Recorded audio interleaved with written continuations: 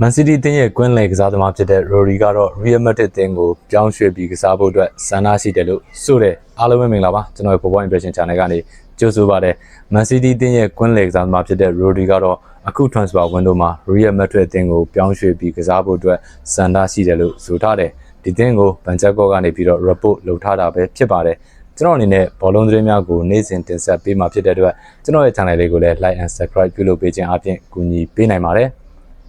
်ဒီသတင်းကိုကျွန်တော်တို့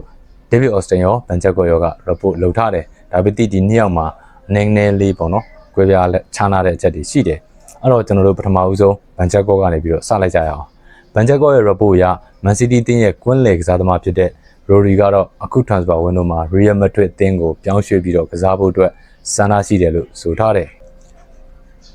Rory အနေနဲ့မိသားစုနဲ့ပတ်သက်တဲ့အကြောင်းအရာကိစ္စပါဝင်တယ်လို့သူကိုယ်တိုင်ကလည်း Real Madrid တင်းကိုပြောင်းရွှေ့ပြီးကစားဖို့အတွက်ဆန္ဒရှိတယ်လို့ဆိုထားတယ်။ Man City ကဒီကစားသမားနဲ့ပတ်သက်ပြီးတော့ပေါ့နော် Real Madrid ကနေပြီးတော့ကန်လန်းလာနိုင်ပွဲရှိတဲ့အတွက်သူတို့အနေနဲ့ဒီကစားသမားကိုစာချုပ်တင်နဲ့ကန်လန်းနိုင်လိမ့်မယ်လို့ယုံကြည်ထားတယ်။ Rory ကတော့ကျွန်တော်တို့ Man City တင်းနဲ့ Real Madrid တင်းရှင်လာခဲ့မယ်ဆိုလို့ရှိရင်သူ့အနေနဲ့ Real Madrid တင်းကိုဦးစားပေးပြီးစဉ်းစားသွားမယ်လို့ဆိုထားတယ်အဲ့တော့ညီကိုတို့ရေ Man City တင်းရဲ့ကွင်းလေကစားသမား Rory ကတော့အခု transfer window မှာ Real Madrid တင်းကိုပြောင်းရွှေ့ပြီးကစားကျင်တယ်လို့ဆိုလိုက်တယ်ပြီးခဲ့တဲ့ရာသီတုန်းကကျွန်တော်တို့ Premier League မှာ Rory အနေနဲ့အနည်းငယ်ခြေစွမ်းကောင်းတွေပျောက်ဆုံးနေတယ်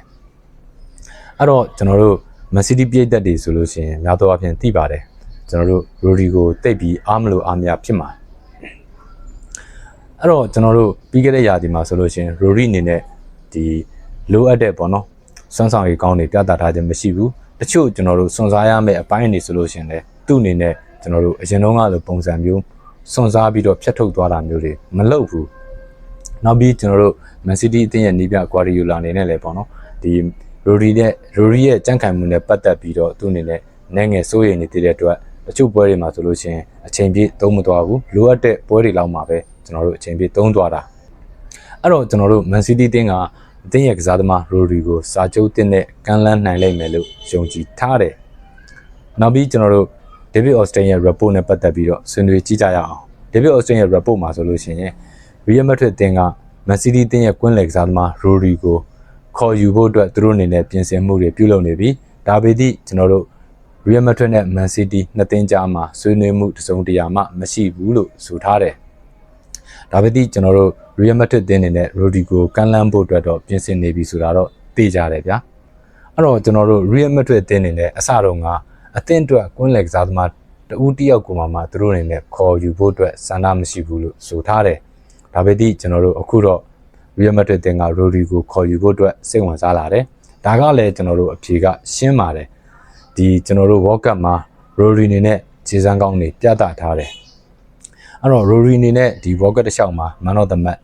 တစ်လျှောက်လုံးပေါ့နော် World Cup တစ်လျှောက်လုံးမှာ Man of the Match ရွှေဘောလုံးဆုကိုရသွားတယ်အဲ့တော့ Real Madrid တင်းအနေနဲ့ပေါ့နော် Rory ကိုခေါ်ယူဖို့အတွက်စိတ်ဝင်စားလာတယ်အမှန်တိုင်းပြောရမယ်ဆိုလို့ရှင်ဗျာကျွန်တော်အမြင်ရပြောရမယ်ဆိုလို့ရှင်